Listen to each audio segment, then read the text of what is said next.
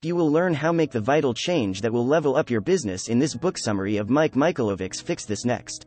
Introduction. What's in it for me? Learn how to identify your biggest business problem, so you can fix it and move forward. If you're like most business owners, your typical day is likely consumed with putting out fires. You're trying to appease that vocal customer ranting about your product. Payroll's due at the end of the week, but you have a cash flow problem. And once again, you've missed a deadline for an important client proposal. No matter how hard you work, your business never moves beyond crisis mode. What you need is a tool that'll end the firefighting and put you on the path of sustainability. That tool is the Fix This Next analysis.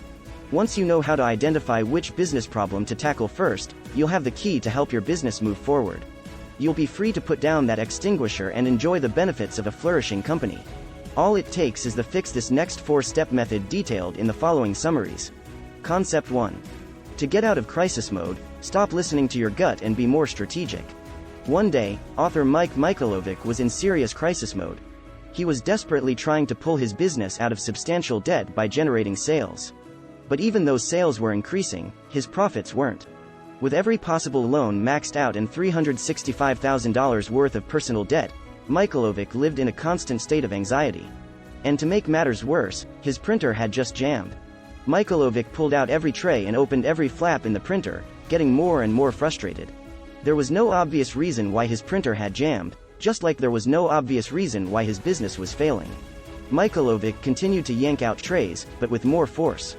After a fifth unsuccessful round of tray slamming, he made himself stop and take a breath. His current approach of instinctively opening and slamming doors simply wasn't working. He needed to try something new.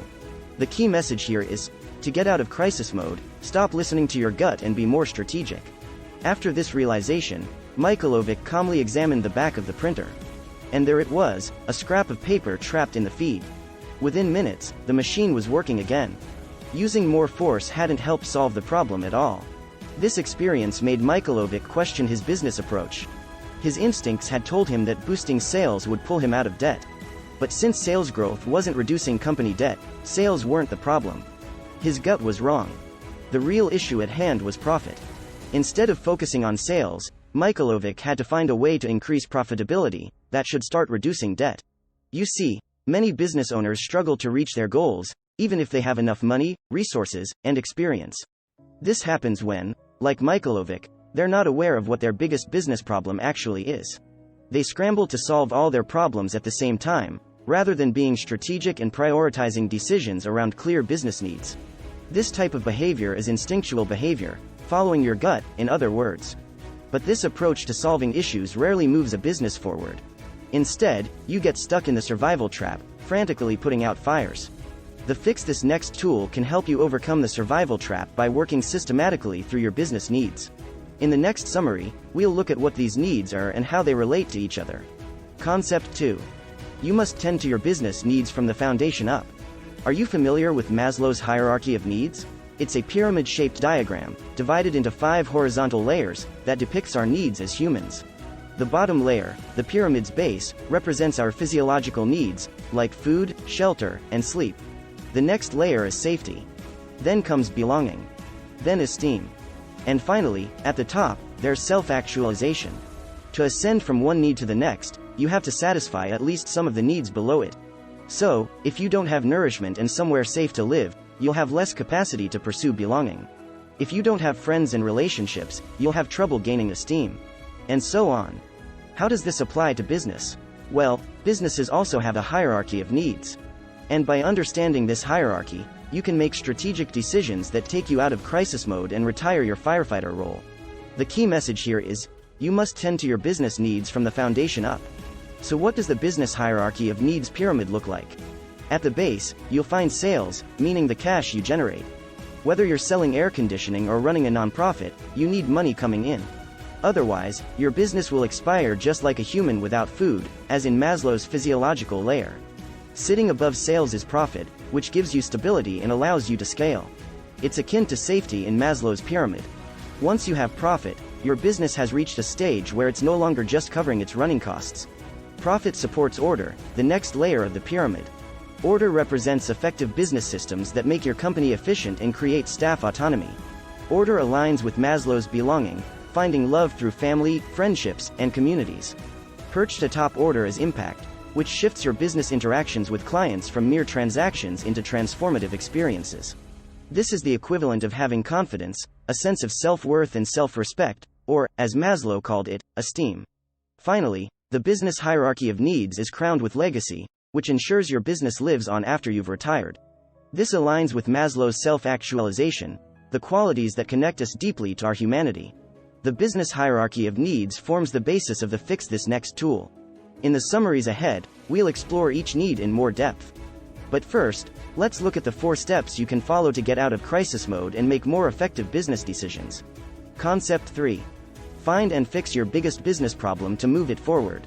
When operating in crisis mode, you feel pressured to fix all your issues at once, from growing sales and recruiting staff to squashing your competition. But this won't necessarily make your business thrive. In fact, you'll likely find yourself in even more debt, as you become stretched ever thinner. So resist the urge to act. Rather than trying to do everything at once, take a moment to locate your business's weakest link. Imagine you're playing a game of tug of war, but, rather than using a rope, you're using a chain. Now imagine that, mid-tug, one of the links in the chain breaks. It doesn't matter that you're stronger than your opponent. It doesn't matter that you were winning. The game is now over because the chain is broken. Your business is that chain, and the best way to stay in the game is to find its weakest link and keep it from breaking. The key message here is, find and fix your biggest business problem to move it forward. Your weakest link is your vital need, the need in your business pyramid that must be met so that it can support the needs above it. Luckily, you can identify your vital need in just 15 minutes using the Fix This Next 4-step method. The first step is to look at your business in relation to its hierarchy of needs and identify all the needs that currently aren't being met. This will be clearer once we've explored the characteristics of each need in the following summaries. The second step is to evaluate which unmet need sits closest to the base of your pyramid. This is your vital need, the most foundational need that must be addressed before it can support the needs above it. For instance, maybe you're not making enough sales to pay off your debts, which is preventing you from generating profit. This means the sales segment of your pyramid isn't strong enough to support profit, which sits above it. The third step is to establish a measurable solution for the problem and action this goal until the need is adequately met. For example, you might set a target of converting 4 potential clients into sales each month to achieve profit. Finally, the fourth step is to start the process again to identify the next weakest link to be addressed. By repeatedly applying this method, you'll systematically strengthen all the links in your business, ensuring it operates sustainably. Concept 4. Bringing in sufficient cash creates a solid business foundation. What does the word sales mean to you? If you're running a commercial business, it might mean getting your products into customer hands. If you belong to the not-for-profit sector, you might be thinking about fundraising targets. No matter what kind of business you're operating, you need money. And that money must come in just as consistently as the meals you eat to stay alive. Even if your team meets its sales targets each month, it doesn't necessarily mean you're satisfying your business needs. It's far more complex than that. If you're constantly taking out loans to cover costs like payroll, or you're not attracting quality clients, you're building your business on quicksand. And that's why the foundational layer of the business hierarchy of needs is sales. The key message here is, bringing in sufficient cash creates a solid business foundation. Leaders of fledgling businesses often make mistakes when it comes to sales. Overly ambitious, they might make promises to clients that they can't deliver on. This happened to Michalowicz in the early days of his first business, Olmec Systems. He was installing a huge order of VoIP phones, a kind of phone that can work over the internet. Mid-installation, he realized the technology wasn't designed to do what he'd promised it would. As a result, he lost vast sums of money and was almost sued. The ability to deliver on your business commitments is fundamental for sales. Just look at the 24/7 Wall Street list of most hated American companies, and you'll see the ramifications of letting customers down. Always align your promises with what you can realistically deliver. Otherwise, at best, you'll lose a repeat client. At worst, you'll find yourself in a similar position to Michalowicz. But it's not just you who needs to deliver on promises to build that strong sales foundation. Your customers do, too. A sale isn't a sale until the money is in your company bank account. So, to ensure your customer pays, clearly communicate your payment terms, and have a procedure in place, like installment options, as backup. Finally, it's crucial that your business makes enough sales to provide you with an income. Many entrepreneurs forego a salary in the early years. But if you want your business to be sustainable, it must cover the costs of your basic needs, too. Otherwise, neither you nor your business will meet the foundational layers of either pyramid, meaning you'll never get beyond crisis mode. Concept 5. Reach a state of permanent profitability by reframing how you think about profit.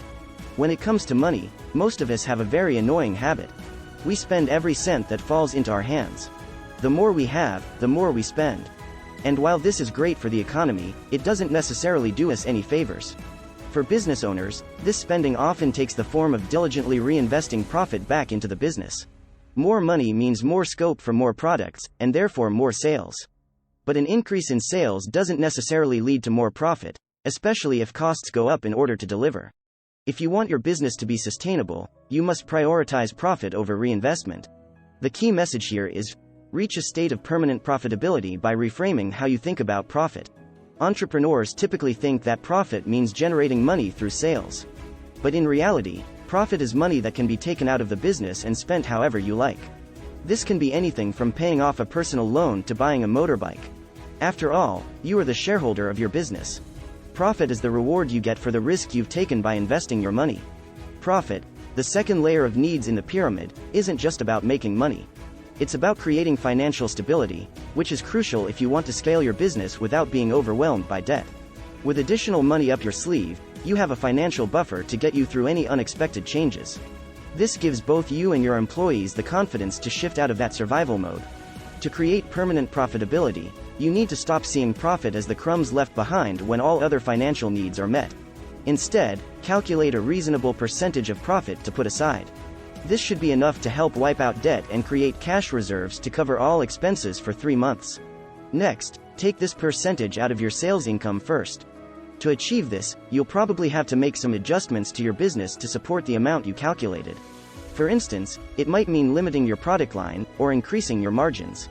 It's tempting to throw everything you have into expanding your business. But this won't make it profitable.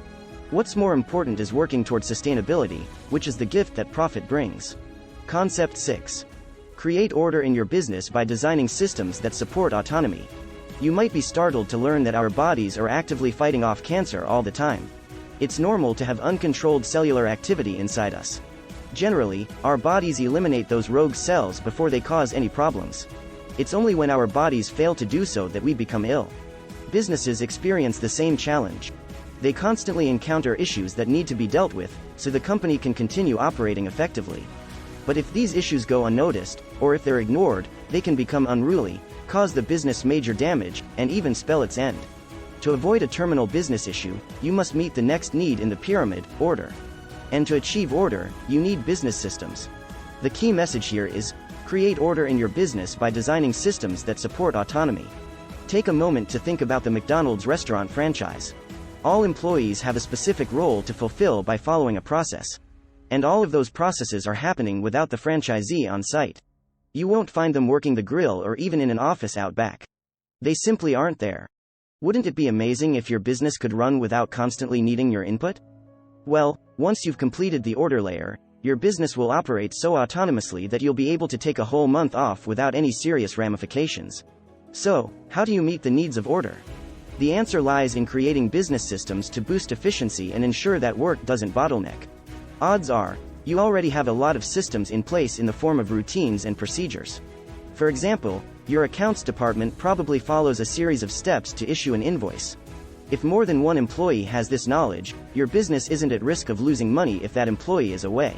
Which is why it's crucial that your staff identify and document their work processes. Once this is done, make sure the information is stored somewhere accessible. That way, if someone is absent, another employee can follow their processes to get the work done. The more important someone is to a business, the more crucial it is that systems around their work are in place. That includes you, as the leader. When someone else can step into your shoes, it means you can take that coveted month off every year to follow your other dreams. Concept 7. Your business creates impact by evolving from the purely transactional to transformative. Located in Freedom, Minnesota, Erin French's restaurant, The Lost Kitchen, has a unique booking system. If you want to enjoy her intimate farm-to-table experience, you must send her a postcard during the first 10 days of April. Then, cross your fingers and hope that you're among the lucky few invited in the year ahead. French put this postcard system in place to manage bookings after the restaurant gained international acclaim. With only one dinner service per night and room for just 45 people, staff were initially overwhelmed with booking requests. But French saw this headache as an opportunity to enhance the dining experience, making it more personal. So, after the April closing date, postcards are randomly chosen and allocated a booking. Then, each night, staff put the postcards on display while preparing for dinner service. This simple act created a connection between them and their guests. The key message here is, your business creates impact by evolving from the purely transactional to transformative. Impact, the fourth level of the pyramid, represents creating transformation, for both your employees and for your customers. Impact occurs when your employees are motivated by the power of your business mission. When this happens, they transform into brand ambassadors, embodying your company values. To achieve this, your business mission must be clear, and it must speak to true value that employees and customers can connect with, in other words, not just the price of company stocks. Also, it's important to think about the experience your customers have when engaging with your company. This was specifically driven home to Michalowicz when he ordered a chai tea at Bunten Coffee Company. The friendly barista told him they didn't make tea, just coffee, then suggested he visit a nearby competitor. He even offered directions before inviting Michalowicz to bring his tea back to the cafe, if he wanted. Michalowicz was so impressed that he changed his order to a coffee, which ended up being on the house. Experiences like this one have a huge impact. Bunten wasn't just selling coffee, it was providing customers with a cozy experience. And it's that kind of interaction that keeps customers coming back. It's also what transforms them into brand ambassadors, people who tell their friends and family about the great product or service they've received. Concept 8. Legacy ensures your vision will live on when you retire. When the Fox Broadcasting Company canceled Brooklyn Nine-Nine in May 2018, its fans flooded social media with heartbroken posts. Using a petition, they asked Fox to reverse the decision. And just one day later, NBC TV network picked up the show. Its community of fans had saved it from extinction. Legacy, the fifth and topmost level of the business hierarchy of needs, occurs when a brand takes on a life of its own. This is what happened with Brooklyn Nine-Nine. The show's continuation mattered so much to fans that they were willing to fight for it. If that meant another network taking it over, so be it. It wasn't Fox they cared about, it was the show. The key message here is, legacy ensures your vision will live on when you retire. You may not think that your business is capable of winning your customers' undying loyalty. After all, not that many companies have the glamour associated with the TV industry. But all businesses can achieve legacy, which stems from impact. Once you've placed the core values of your business at its center during the impact phase, your business is no longer about you or even about your products. It's about the mark your business leaves on the community. Achieving legacy means ensuring you have systems in place to deal with future change. If you want your business to outlive you, it'll have to adjust to the technological and social developments that occur over time.